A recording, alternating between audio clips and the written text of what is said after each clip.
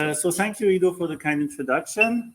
Thank you, Danny and Ido, for making this joint session, because when Ido invited me, I felt a bit of imposter syndrome. I was speaking to the function cozy, because as he said, it's all about protein function, and I don't actually work on protein function, disclaimer, but I do work on evolution, so good.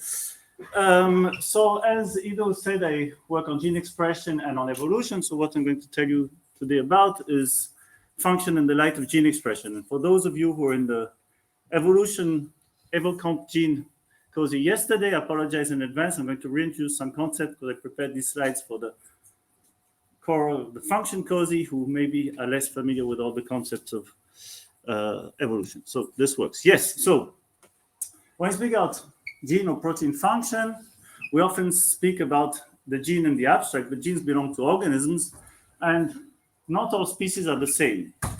And so not all genes in different species will have the same function because the species are different. So to give an example, many animals have evolved venom glands. So they make venom, and they have venom glands to make the venom. And there's no pointers, right? So we can just, no pick. I just hand wave. So here we have animal tree, and every time there's a colored branch, venom has evolved. So it is evolved multiple times independently, so from different origins. It's convergent evolution. And every time you evolve the venom gland, you have to evolve convergently the functions of the genes which are going to be involved in making these venom glands and making the venom. And if we take the transcriptomes of those venom glands from different species across animals, and again, these are all different origins of venom glands, so they're not homologous, what we find is that the transcriptomes of the venom glands cluster pretty close to other glands which have similar functions, but especially they cluster close together. So what's in red in those two PCAs there, the same PCA, different axes. So what this shows us is that the genes which had different functions because their ancestors did not have venom glands evolved convergently to have functions in the venom gland. And these are functions which are a lot related to the fact that if you make venom, you have to protect your own organisms from it. So it's ER, heat shock proteins, epithelial proliferation, stuff like this, because you're making something which is bad for you. And more in detail, and overall talk to avoid highlighting journal names and indirectly impact factor count. Every time, every reference will be a first name, a year, and a keyword, which gives you a unique hit in Google Scholar. I apologize for relying on Google Scholar. I haven't yet managed to make this to work with OpenAlex or something open, but this is my contribution to moving away from journal names. So more in detail, recently we have studied how the venom gland has evolved in these fierce cone snails. So if you're a small fish, these are really dangerous. They harpoon small fish, inject venom, and eat them. I invite you to look for videos online. And so the cone snails evolved from other marine snails which do not have venom glands, but have other glands, digestive glands. And when we look at the transcriptome of these venom glands in the cone snails, we find that they have some, here in red, very specific, so these are tissue-specific genes, so genes which are overexpressed in some organ relative to the other. They have a set of genes which are overexpressed in the venom glands, but these are orthologs of the genes in the other species. And if we look at the evolution of the orthologs here on the right, we see that on the complete right, these are the genes which are tissue-specific of the venom gland in the venomous cone snails, and we reconstruct their expression in the ancestral states, and we find that they were expressed in other glands. And on the other hand, the other glands, which are the other two columns, they have redistributed their functions, because since you lose some venom gland, some digestive gland function, you have to redistribute this function to other glands. So the orthologs have switched their functions, some moving towards being active to make venom and distribute the venom, and others redistributing the function of digestion among other organs. So this is an example where the species are different because we actually have different biology. But even when the biology is conserved, the function is not always exactly the same. So when we study insects, we usually study Drosophila melanogaster. And if you study Drosophila melanogaster, you know you have to take into account sex. It's a huge factor in everything functional in melanogaster. On the top right here, you have gene expression between male and female adult fly, Drosophila. And you see a huge set of male biased in blue, female biased in red genes. So a lot of the genes are either male specific or female specific in Drosophila melanogaster adult. That makes sense because there are different male and female. But if you go back in development to the pupa and the larvae, who don't have phenotypically distinct males and female, you still have this huge difference, a bit less, but still a huge difference male-female in Drosophila. And now it's tempting from this to say, well, that's how it is in insects, because who cares about the diversity of insects? They're all bugs, and the only thing we study is Drosophila. Actually, insects is the broadest group of animals there is.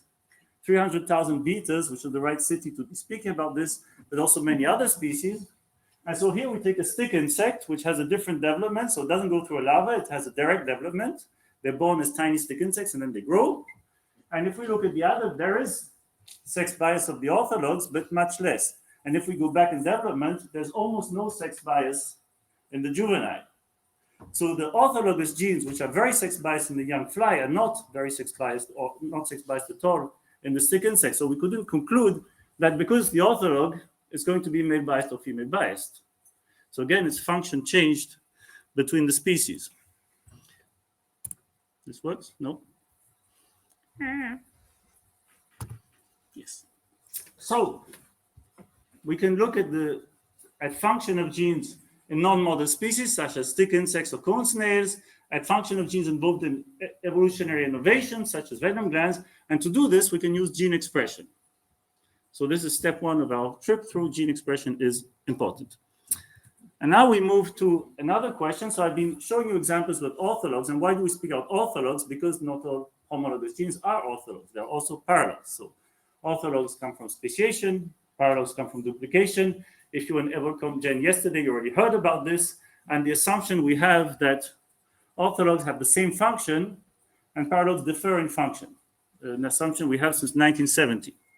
And this can be represented in this way. On top, you have a phylogenetic history of genes under two models. So what Matthew Hahn and colleagues called the ortholog conjecture, which is the idea that function changes after duplications and not the rest of the time. So you have a gene tree, the red squares are duplications. And when you have a duplication, you have a red branch with a function change.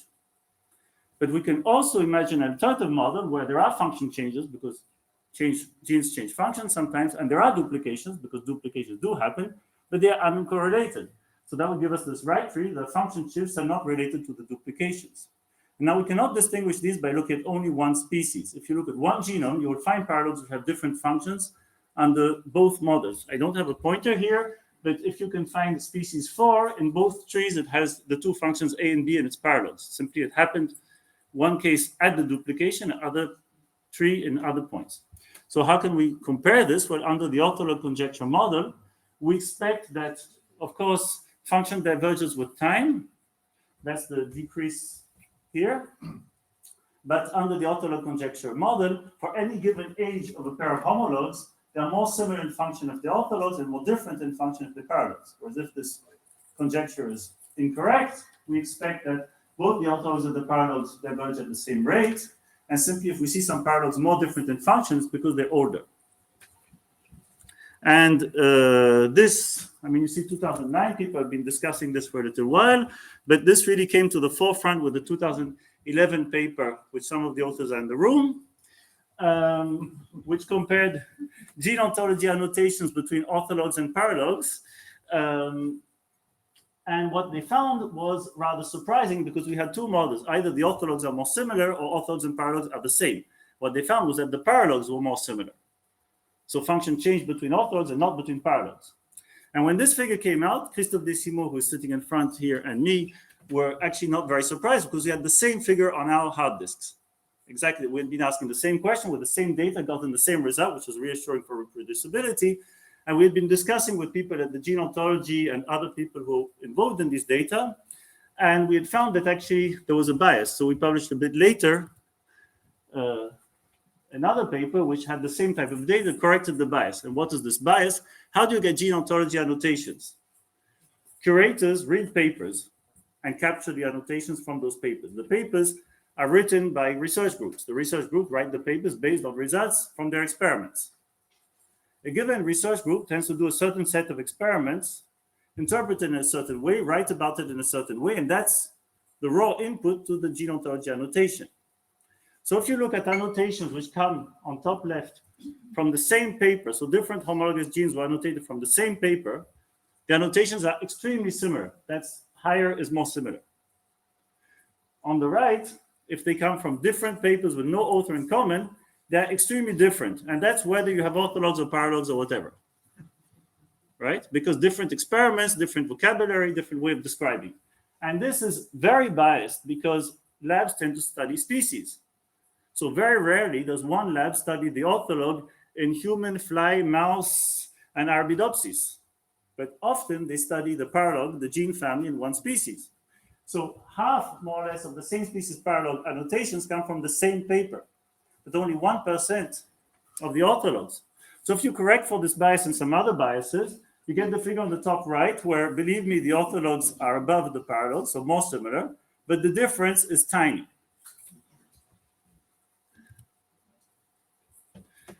So Predjak, whose name I'm butchering, is shaking his head in the back, but this is what he published a bit later. So they reanalyzed the gene ontology annotations, and they found that, again, the paralogs were more similar. That's the figure from the paper, and I thank you for sending me the figure from the supplement, which is somehow missing from the website. But on the right here, even after correcting for the same author bias, there are still the paralogs more similar than orthologs. So what is my conclusion from this? My conclusion from this is that it's very hard to study the evolution of gene function using gene ontology. And this is a general problem we have to study the evolution of gene function, because we do different experiments in different species. So if we have most gene ontology annotations or any other function annotations are by homology transfer, whether it's direct, like you look for orthologs, or things like interproscan, which are still based on the concept of homology has the same function.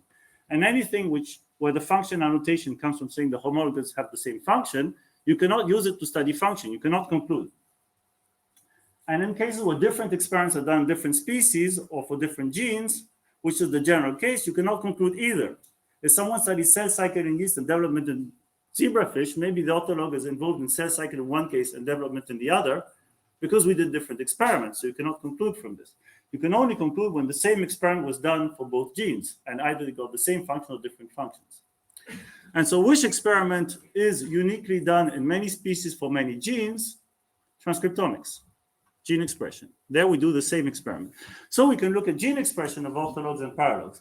This was done early in this debate, and they found that orthologs were slightly more similar than paralogs, but this had a lot of limitations because at the time we had microarray data, so the youngest in this room might not remember this prehistoric technique, but the older people were the ones laughing. But this had a lot of biases. It could not find the lowly detected tissue-specific genes, which are actually the interesting ones for function of organs. It could not compare well between species. And so more recently, a few years ago, the same, we redid this with RNA-seq, and also because how to compare expression between species, instead of looking at expression in an absolute way, we characterize it by tissue specificity. And tissue specificity is what really attaches us to function. So in the venom gland, I show you that we could see the genes which are specifically expressed in the venom gland or in other glands. And that really tells us they have a function there. So we measured tissue specificity across genes, across species, and compared the tissue specificity between the orthologs and the paralogs. And if it's higher, it's more conserved, and if it's lower, it's more divergent. And in red are the orthologs, and blue, the paralogs. And you can see a really big difference, something we never saw in those gene ontology comparisons. It's clear, it's all the way across the divergence. The orthologs are more similar than the paralogs. So at this point, I thought it was the last time I was speaking about this topic in 2016, but here I am. And so this is all pairwise comparisons, but actually evolution is not pairwise. Evolution is phylogenetic. And so 2 years later, Kazedoun published a paper saying that we were completely wrong because we used pairwise comparisons for phylogenetic analysis, and this biases our results hopelessly. And A, he was right. And B, his analysis was also biased. So ensued several years of very boring methodological papers analyzing each other's biases, which I will skip. And I will just come to our latest results on this topic. And for this, for those who are not in EvolCompGen yesterday, I will introduce the concept of onologs. Onologs are paralogs, so duplicate genes, which come from whole genome duplication, named after Susumu Ono, who proposed it's interesting in a book I do not recommend. And what's interesting about onologs or whole genome duplications is that they are symmetric at birth. They're equal at birth. You duplicate the whole genome, you duplicate all the regulatory elements, all the stoichiometry is respected, and you have a large population of paralogs which have the same age. So one factor is controlled for. And also this means that because they have this way of being generated, I can distinguish what happens due to evolution after the duplication to the impact of the duplication by contrasting them with the duplicates which happen by other mechanisms, what we call small-scale duplicates. And my favorite model of genome duplication is fishes. Taylor's fish had an ancestral genome duplication. And so here we look at a phylogenetic model, correcting all those biases we discussed, where we compare the rate of change over phylogenetic branches of gene expression, either absolute gene expression or tissue specificity of gene expression, over the phylogeny on speciation branches and duplication branches. And the speciation branch, we distinguish those before and after the duplication. And what we see in green here is that after genome duplication, the rate of evolution really accelerates, both for absolute level of gene expression and for tissue specificity. So the duplication affects strongly the evolution of the function. And if we look at small-scale duplicates, we see the same phenomenon, even larger, with this large increase. Ooh, if you speak after me, there's a hole here, be careful. This large increase in evolutionary rate for small-scale duplicates after the duplication, which returns to a normal rate afterwards. And this is a change in a continuous rate of evolution, assuming a Brownian process. But we know from ecological studies that organismal evolution can also change by big jumps. You get a sudden change of environment, you have a sudden change of function. And so if you look at this for small-scale duplicates with a model which comes from ecology studies on sudden jumps of function, so here the change is instantaneous, and then the rate goes back to the same background rate, we find that about a quarter of the small-scale duplicates, a quarter to a third, have these jumps of function after duplication. So they change completely gene expression level or tissue specificity, which makes sense for small-scale duplication. They're not symmetric. So the new copy is going to arrive in a new regulatory environment and function differently. We see this much less after speciation and zero after whole genome duplication. So it really shows a difference between the two types of duplication also. And here's a slide from a talk of Iran yesterday, but she has a preprint, so I'm allowed to put it. It's from the preprint, the slide. And where they looked with Paul Thomas and Christophe Decimo at the divergence of orthologs which have duplicated. So you have two co-orthologs, and you want to know, does one keep the function more than the others? So they call the one with the shortest branch the least diverged ortholog. And so the least diverged ortholog has more similar protein structure, which is nice, but the protein structure is inferred from the sequence, so it's not completely independent from, it has the shortest sequence branch, but it also has it's the most diverged ortholog in the thick, it's not my slide. And so the most diverged ortholog also diverges more in gene expression level and in gene expression specificity. So we have this, we are able to capture this change of function after duplication, and we're able to capture them through gene expression. So I hope you're convinced at this point that duplication affects a bit function. So how does it affect function? And there's been a lot of debate in the literature on sub and neo-functionalization, which I'm not going to go into here. I'm just going to show some recent results we had on something which has been intriguing me for a while about genome duplication. So after genome duplication, most genes go back to singleton state and 10 to 20% stay in double. We call them the homologs. And these homologs, if you characterize them statistically, they are very conservative. What you keep on average are the slow evolving genes, the housekeeping genes, the brain-specific genes, the transcription factors of development, genes are under very strong constraint. And it seems that you keep them because they are essential and because it's hard to lose them. The mutations which would take you from having two copies to having one copy go through toxic intermediaries. So you keep the genes copies after duplication out of conservatism. That's not very exciting. But on the other hand, we know lots of stories of individual genes, like here, elastine, where after genome duplication, one of the copies is involved in something new. They specialize or they get new functions. So here, elastine D in Taylor's fishes again is involved in this new organ, the bulbus arteriosus, which is not in other fishes. And so there's a new function. So we get new function. We have lots of stories like that, which are not really data, it's anecdotes, but we have lots of them. And it's a bit frustrating to think the main story after genome duplication is conservation, yet I have this innovation, which is what really interests me about genome duplication. And so to study this, we try to study the concept of evolvability of the genes. So evolvability is a concept from EvoDevo that some genes or some structures can evolve more, have more potential for evolution.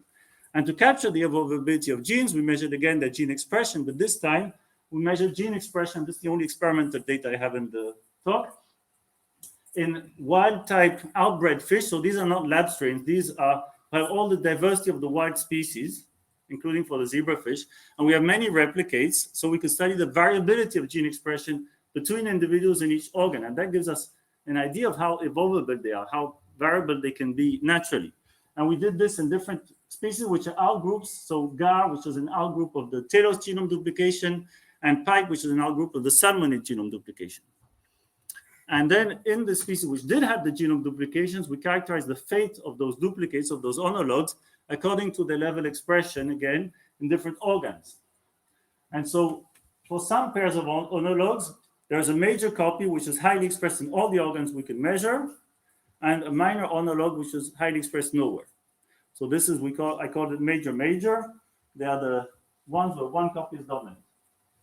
Then we have expression sharing, where we have some kind of dosage effect, where one homolog and the other are kind of equally expressed in the different organs. Boring. And then we have major-minor switch, which is when one homolog is highly expressed in some organs and the other homolog is highly expressed in other organs. And these are the ones which have potential for novel functions or specialization of functions. And then we looked what is the variability of those homologs in the outgroup. So that's a proxy for how variable they were, how evolvable they were before the duplication. And so here we have separated broadly expressed genes and organ-biased genes, organ-specific genes. And it's in the GAR, which is the outgroup to the duplication. And on the y-axis now is not level of expression, but variability. Higher, more variable, lower, less variable.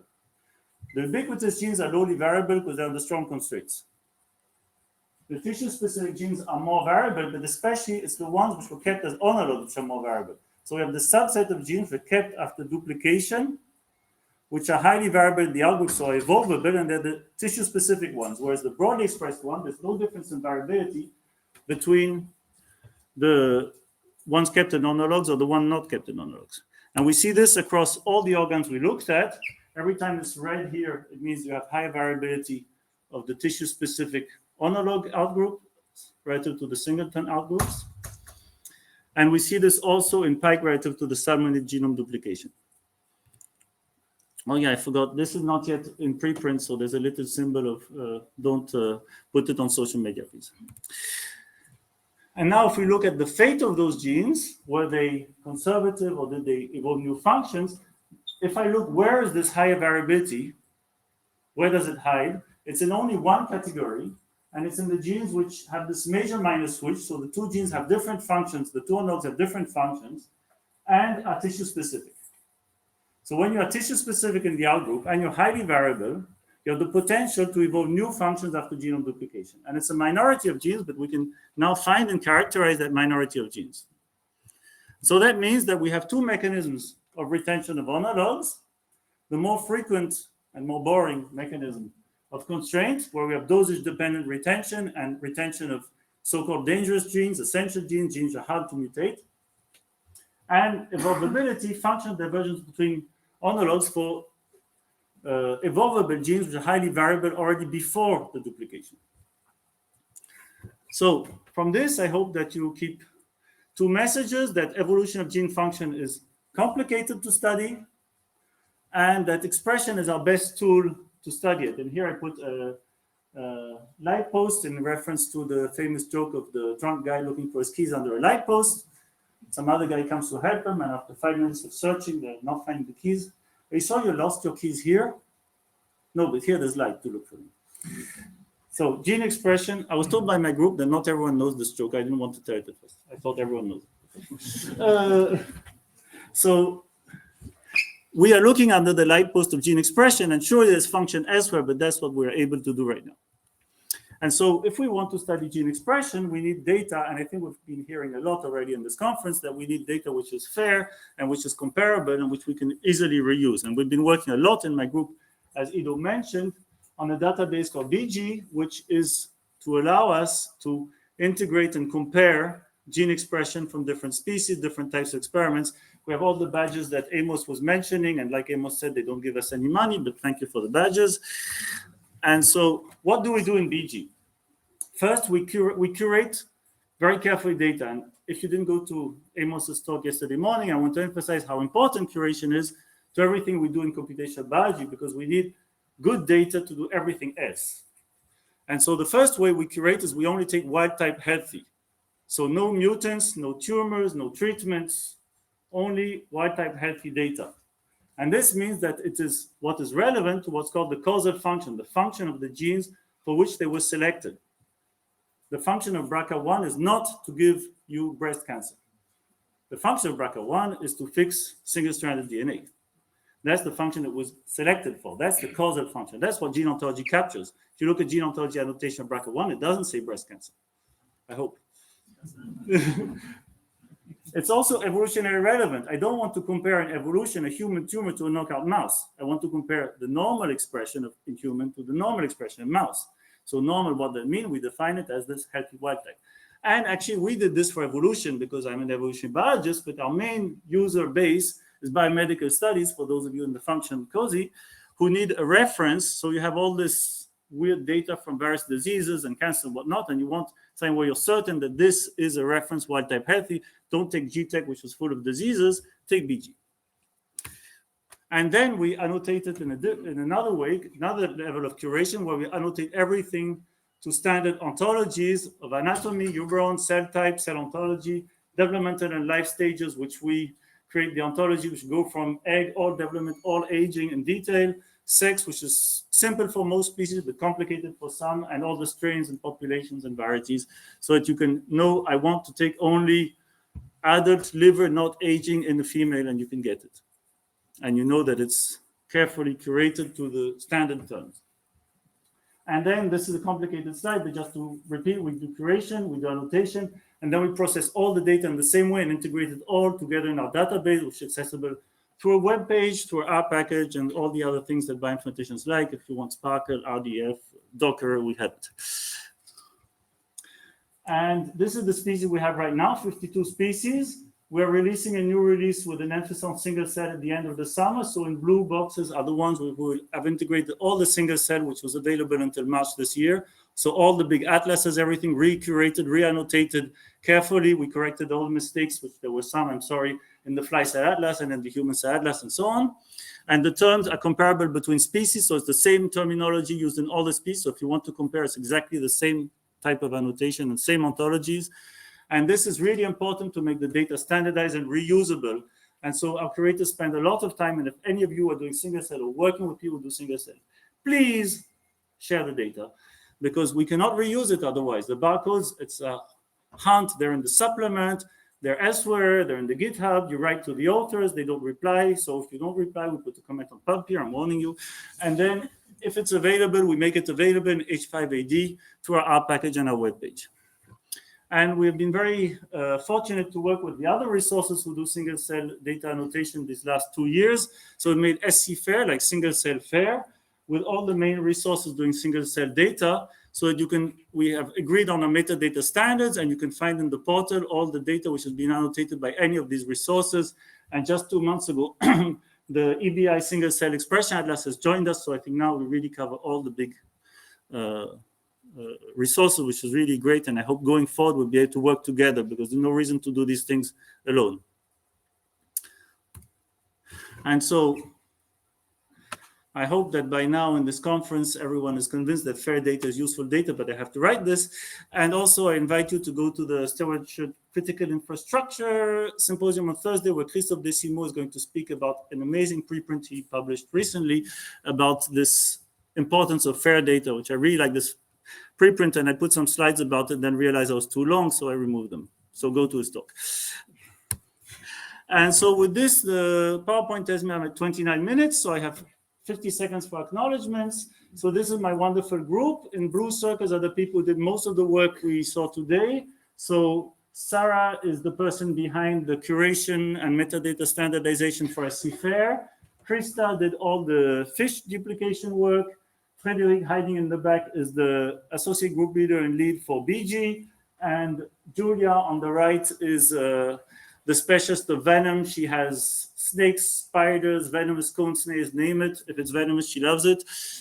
these people allowed us to have those fish samples. And again, thank you to the resources who work together with us on SC Fair, because I think it's really important we come together on this huge challenge of managing single cell and manage it together.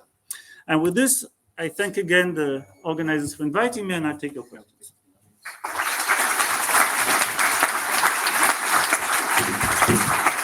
Great. Well, thank you, Marc, for a fantastic talk. Hopefully stimulate a lot of conversation here, because we do have quite a bit of time for questions. So, Hi. Hi. Thank you very much. Interesting talk. I have a few questions, but I will ask only one. Did you find any different patterns of orthologs on coding RNAs that code to proteins and non-coding RNAs? So this was only done on coding proteins, because calling orthologs on non-coding genes is a bit more complicated, and every type of non-coding genes is a different story. So right now we have not. So we published a paper on the evolution of non-coding genes. I'm going to get old. 2011 or something, but I haven't updated. So no, I'm not going to. We look only at protein coding, because that's where we can get easily the orthologs. So I think first you need to bother the ortholog database people, and when they can give us easy to use orthologs, then we will do it. Yeah. But it's an interesting question, because the variability, I suspect microRNAs have a lot to do with it. by the way, rules for questions are one question per person, and then we can rotate back. No, I have two-part questions. And question should end with a question mark. It's gonna start and end with a question mark. That's the way we do it in Spanish. So, this is about dosage and evolvability. So you say the things that are more evolvable, they kind of switch expression, and that's your evidence for switching function. And then you have the conserved ones that has like not changing function, not changing expression. And what about, is that because they were already not dosage limit at the beginning? So everything that is not dosage limit will be kind of more evolvable by itself? Yes, well, I think that the fact that they are so variable between individuals is evidence that they're not very dosage dependent, right? So something we're still investigating, because these data, so some of these data are in a preprint which is online and some not yet, and we're still working on it, but we're still working on finding whether there is constraints of co-expressed sets of genes which would be high together, low together. We don't yet have the answer to this because of how we measure variability.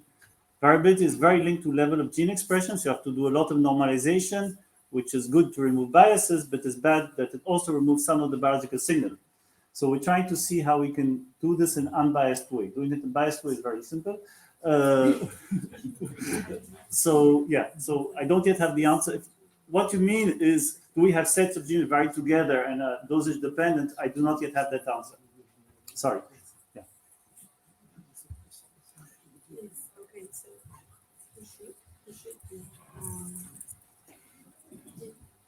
yeah, thank you for the engaging talk.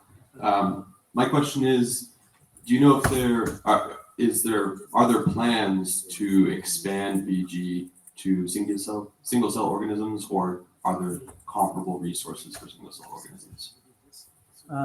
So first, no. I mean, it's a lot of work. There's a lot of animals out there. So we are concentrating on animals who are really, I'm going to be very immodest, and I think among the 3 or 4 groups who are experts on coding animal anatomy and development. And this is an expertise we have and we use. So we're not going to go to plants or unicellular organisms, because this would just be, if you give me another 5 salaries, maybe. So because I work on animals, I don't really have the answer for, but I think gene expression, single cell atlas of EBI is the most generalist I know of. But I don't know if they have unicellular. For sure they have plants. If we look at the list of, the others are all very human-centric. Yeah. So, sorry, I don't, but we do intend to expand to many more animal species. I just got funding we call BG1K to go to all the species which have data. Thanks.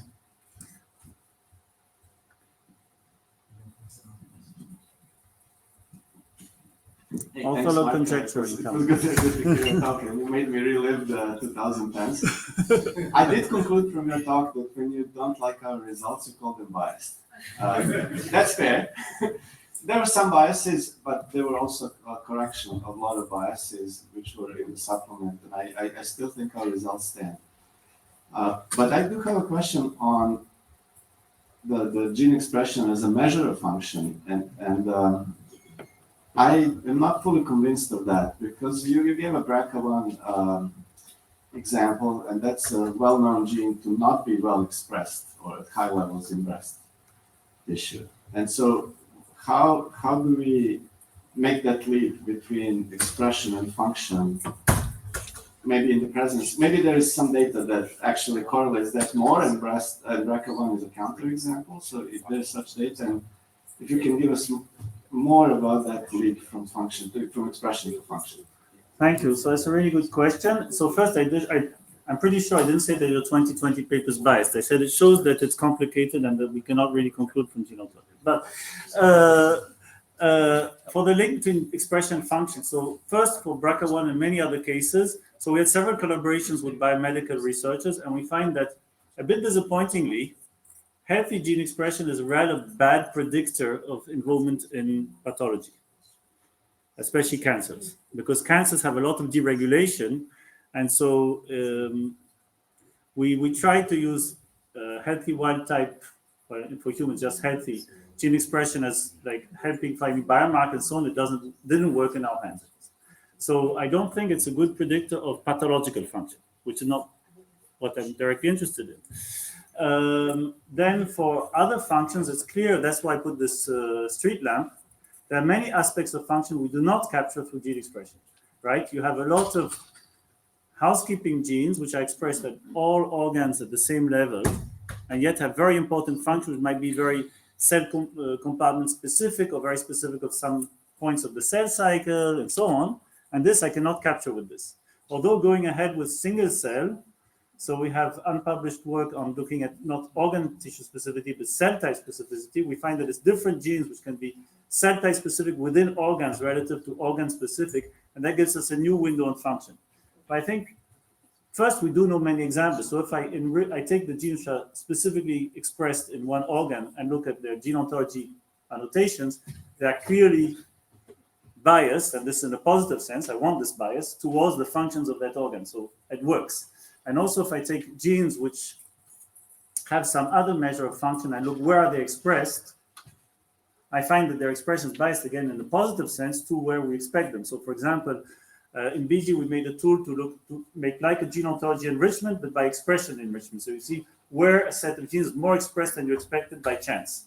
And if you take, for example, I took all the genes which have knockout phenotypes for sterility in Drosophila. And where we find these genes expressed is male reproductive system, female reproductive system, and nervous system, because there's mutations of behavior which make the flies infertile, because when the male doesn't recognize the female or reciprocally, they don't mate. Okay, so it clearly links the function to the expression. So we know we're not capturing all the function, but we do know we are capturing some of it. And it's the part which I'm able to study today. I'd be really happy to study other aspects of function evolution tomorrow. I think why I'm emphasizing this, apart from the fact that I work on it, obviously, is that the function we can do from structures and domains and these other features, it's really good to take a totally orphan gene family and say, what does it probably do? But the subtlety of saying, how is it different between two insects? How is it different between two closely related paralogs in the same species? This, we don't get it. And the only way I know to get it right now, except for small scale experiments, the only large scale way I know to do it is gene expression. So I hope I convinced you at least partly. Okay. Hang on, we have time for 2 or maybe 3 more questions. So, Thank you, Mark. Great. I wanted to ask about the survivability of BG in bioinformatics world. Sometimes groups disappear and then the databases are lost. How do you want to preserve it in the next 20, 30, 40 years? It's quite precious, isn't it? Okay, thank you. So, firstly, I only retire in 11 years, so I hope there's a few more years for me. We are very lucky in Switzerland to have funding from the Swiss Institute of Bioinformatics, which is structural funding for resources. So, I mean, it covers 2 of the salaries I need out of 10. So, but it means I have something structural which stays. And Frédéric Bastien, who's circled in the back there, is 10 years younger than me. He's associate group leader and he leads the BG effort, and he will continue when I retire. So my hope is that we can continue to be supported by ISMB and continue to find soft money, and he will continue. And then when he retires, we'll have to do a follow-up plan. I mean, Swissprot survived Amos's departure, so I think we can hope that such things can happen. Thanks, Mark. That was a great talk. I have probably a naive question. I'm wondering about gene expression in terms of promoters. So you're looking at gene expression as a proxy of function. Gene expression is driven in part by promoters and other elements that are outside the gene. Is that just, do you see with duplications, are you capturing that? And how do you consider that, I guess, as part of function? So this is also an excellent question. So we have a evolutionary model on to detect selection on regulatory sequences, but what's very hard is to attach regulatory sequences which are not the proximal promoter to genes. So, and what we've seen is when we look at proximal promoters, we don't see a lot of signal. We see some signal, but not a lot. And most signal we see is in enhancers. And then I can easily attach enhancers to organs because the chip-seq was done in a certain organ, but to attach it to genes is much harder. So I can tell you that brain-specific enhancers have evolved fast under positive selection in the human brain evolution, which is really nice because we like to think our brain is somewhat special. But that doesn't tell me anything about the genes. And to attach those enhancers to genes, one data set at a time, you sometimes can, but it's really complicated to do this rigorously. So I can do some kind of proxy of the closest gene and so on, but I'm very unsatisfied with it. And so we've been looking for those variable gene expression. We've been comparing the promoters, the proximal promoters of the more variable and less variable genes. As of 2 weeks ago, there was nothing significant, but we're still working on it. We're doing, but yeah, so it's an important question, but right now I don't have a good answer. And I suspect a lot of this evolvability is in the enhancers, which are really harder to attach to the genes.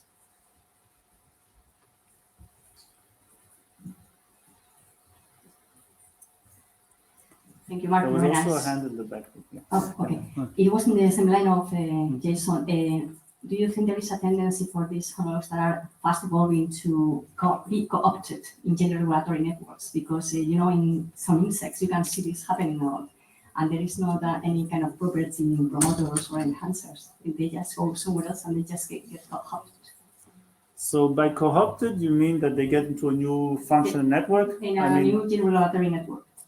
I suspect that's what happens when they get specific of a new organ, but with these data, I cannot prove this.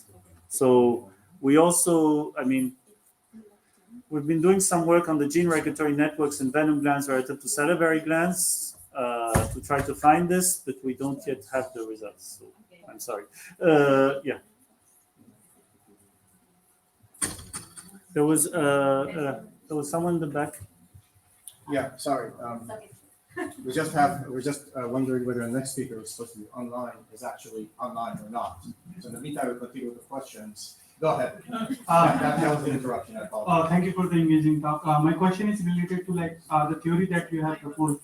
Can we extend this to the bacterial system? I personally work on the bacterial pangenomics. So can we extend this to the bacterial system?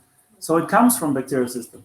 Okay. So in bacteria, it's been shown that it can be advantageous to have high variability when the environment can change suddenly and in unpredictable manners. So environment can change slowly, and then the classic regulatory, like the lactose operon we all learned at school, can work, right? Or the environment can change in a predictable way, like circadian rhythm, and then you can predict this and have a regulation which does it. But when the environment can change in unpredictable ways rapidly, it can be advantageous for the genes involved in the processes which react to this to have high variability. So you can have genes. The classic thing is to think that we have selection for low variability, because you have an optimum and you want to be close to it. But when you have sudden switches between different optima, and this again has been shown experimentally in bacteria, then it can be advantageous to have this variability. And then sometimes it can be advantageous to fix the two types of variability to different genes. But then I'm going to get a bit out of my depth in the details of bacterial evolution, but it came from there. That's where we took the idea from. Thank you.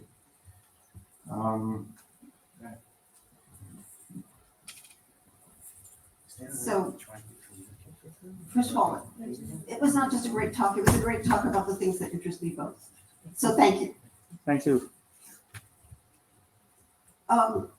This is maybe less of an issue with animals, but what about lab conditions? So my limited lab experience is in yeast, where people report on how yeast behave based on a rich medium. Not all rich media are prepared according to a recipe. And there's very little attention to genes that are upregulated under slow growth, which you would not see with a rich medium. How, so for the idea of, we want healthy animals, and that's the causal function. How can we cope with that? Yeah, that's a great question. So first, among all the species we have, there's very different reporting of conditions. I mean, when you get chimpanzee data, it's like he died in the zoo, we took the samples.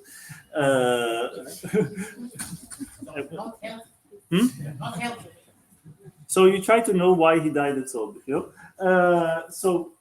And when you have humans, obviously, we don't sacrifice humans under controlled conditions. So you have to read the pathology reports. That's when I say GTech is not healthy wild type. We read all the pathology reports with my curators, not me.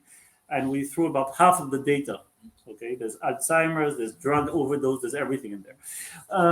Now, this is especially relevant to the lab species, like mice. The standard diet of mice is like giving us unlimited access to McDonald's, more or less.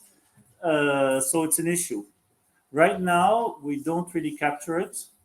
So in our curation of wild type healthy, we consider a range of diets and conditions to be within a normal wild type healthy range. So if you have a bit more night and day, if you have a bit different temperature within the reasonable range of that species, if you give a bit more fat or a bit more sweet food, we consider all this. Danny is not listening to the answer to my question. Pointing out, this if there was a student in the bachelor class, I would listen. So we don't capture that right now. So it's within the variability. I can say that for the data from the fishes, these were all wild caught, then reproduced 1 or 2 generations in the lab with outbred large population, and then sacrificed in the same conditions, so the same tank, same food, same hour, to try to control as much as possible. Something none of you has mentioned is circadian rhythm, that about half of genes in liver vary in a circadian way in mammals. So of course, if you say, is this gene expressed highly or lowly in liver, at noon or at midnight? And of course, mice are nocturnal animals and we are diurnal animals. So what are you comparing, right? So yeah, there's a lot of confounding factors that right now we only capture these 4 aspects: organ, cell type, development age, sex, and strain. We know there's many others, but we just can't capture it all right now. And it's very rarely reported by people. How often do you have a paper saying, we sacrificed the mice at 9 a.m.? Or the lab technician was a male or female, which changes the behavior and the physiology of mice. Or it was always the same one. Yes, or, or the fish had music to unstress them when technician enters, or they didn't, which changed. Fish labs should have music to unstress the fish when the lab technician enters. They don't all do it. So there's a lot of things which can enter, and as bioinformaticians, we have to capture the data which is there, right? So the more data we can integrate, the more we can be robust in a way. If many different experiments find the same result, we're more confident.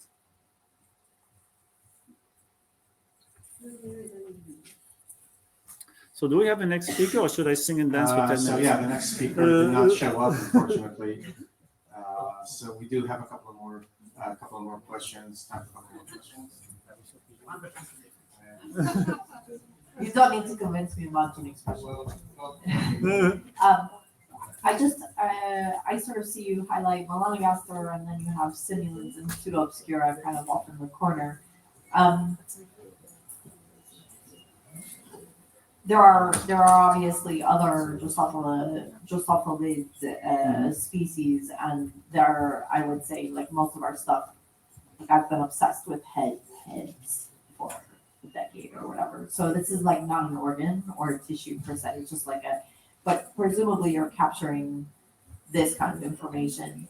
Do you have plans to include other Drosophilids, other data? And maybe I ask this question, like, do you have plans to democratize your processing? Because maybe people could process their data and submit it to BG. Thank you. So great question. So first, we used to have more Drosophilids actually, but we introduced new quality control features and some of them dropped out. So these are the species which survived our quality control a few years ago. And even that we are lucky to get funding, we have limited resources, human resources. So we have to put priorities. So our priority 2 years ago was farm agronomically relevant animals. That's why you see turkey and salmon and tilapia and whatnot here. And now our priority has been in the last 2 years, single cell on the species we already had. But our next release after that, which will be in 2026, our aim was to annotate all the transcriptome data which exists for animals, any which are an ensemble or ensemble metazoa. And they will have a lot of Drosophila and a lot of other insects. So that will come out sometime in 26. And it will be released as files before it's integrated. On the second part of your question, so if you go to the website, there's a GitHub logo, and then you go there and all our code is open source under CC0. So really like completely open, use it as you want. If you're nice people, cite us. If you're not nice people, don't cite us, we won't sue you. It's all completely open. So, and if you have questions on running it, contact us. We also have a Docker and 2 R packages to help some of the steps. Yeah.